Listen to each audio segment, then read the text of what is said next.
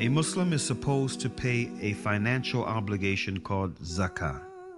All Muslims should spend 2.5% of their cash savings that were unused for a whole year on the poor, the needy, the homeless, and the orphans. In the early ages, zakah played a major role in freeing slaves. Muslims used it to buy slaves and free them on the spot. 5 to 10% of any agricultural income. 5% is the percentage applied on those who have irrigation systems. 10% is the percentage applied on those who have no irrigation systems, but they depend on rain because they don't have much costs coming out of their pockets.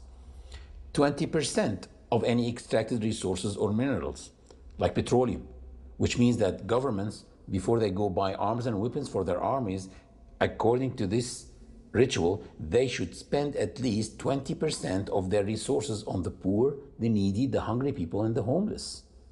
And guess what? This is not a charity. Zakah is the right of the poor on the rich. Muslims do spend in charity, which what they spend in addition to the zakah. One of the traditions of Prophet Muhammad, peace be upon him, is spend with your right hand what your left hand doesn't know, which means without showing off. Do it with sincerity.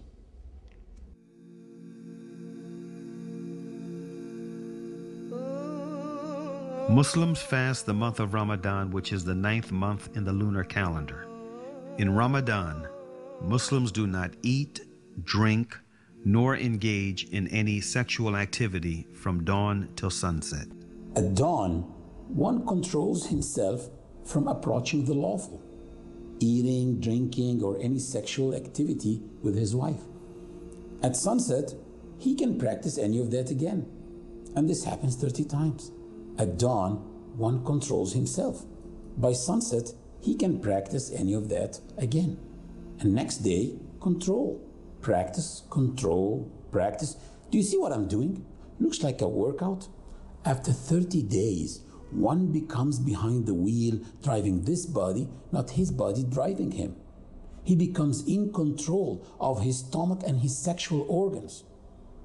Fasting is a ritual of worship that enhances your patience and perseverance through the discipline. Allah said in the Quran about fasting, O you who believe, fasting has been prescribed on you as it was prescribed on those before you, that you might guard yourselves.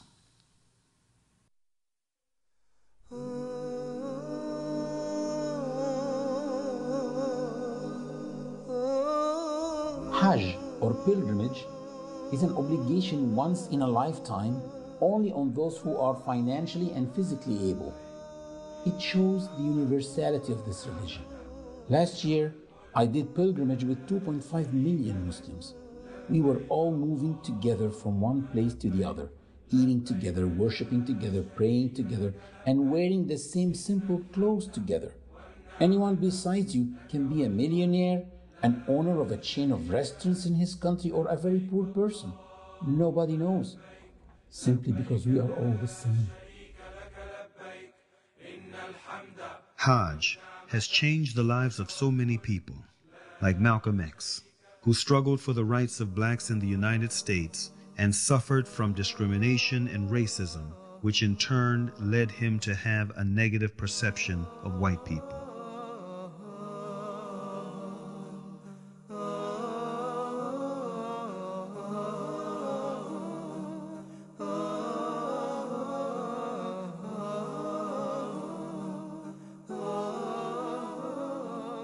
After performing Hajj, he changed. He wrote a letter to his loyal assistants in his newly formed Muslim mosque in Harlem, asking them to duplicate it and distribute it to the press. He wrote, "In pilgrimage, during the past 11 days here in the Muslim world, I have eaten from the same plate and drank from the same glass with fellow Muslims whose skin is the whitest of white, their eyes are the bluest of blue, their hair is the blondest of blonde, and in their actions, and in their words, and in their deeds, I felt the same sincerity of the black people of Nigeria, Sudan, and Ghana."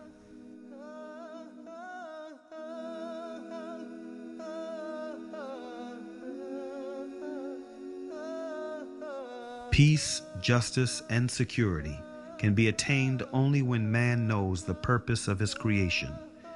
That purpose is to turn to one's Creator, to turn to the one and only God, Allah.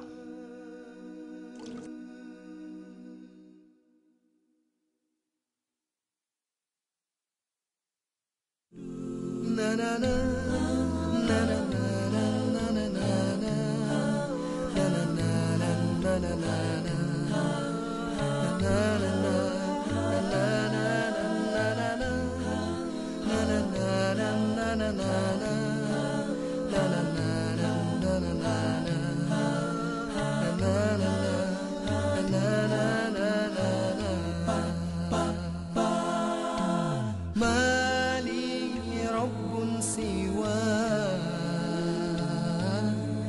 غفار يمحو الذنوب ما لي رب سواه نور يهدي القلوب يا زادت حولي كروبي منك إليك غروبي يا الله لا تحرمني نعيما لا تتركني ساقما